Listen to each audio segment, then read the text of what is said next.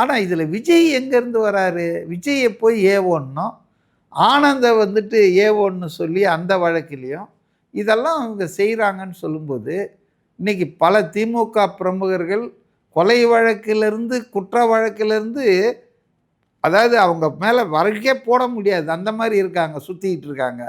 ஆனால் இங்கே நடக்காத குற்றங்களுக்கு வந்து பொய் வழக்குகள் வந்து எதிர்க்கட்சி குறிப்பாக தாவேகா தலைவர் பொதுச் செயலாளர் மீது ஏற்கனவே போட்டுக்கிறாங்க.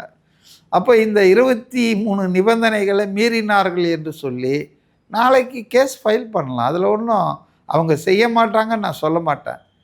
23வது நிபந்தனைன்னு அவங்க சொல்லி இருந்தது என்ன தெரியுங்களா?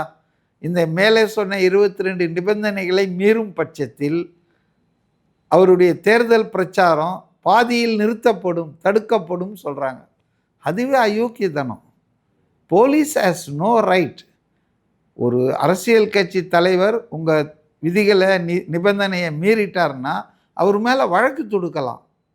இப்போ தேர்தல் நேரங்களில் அந்த தேர்தல் அலாட் பண்ண பிரச்சாரத்துக்கு மணிக்கு மேலே பிரச்சாரம் பண்ணாங்கன்னா அவங்க பிரச்சாரத்தை போய் தடுக்க மாட்டாங்க, யாரும் மைக்கை எடுத்துன்னு போயிட மாட்டாங்க.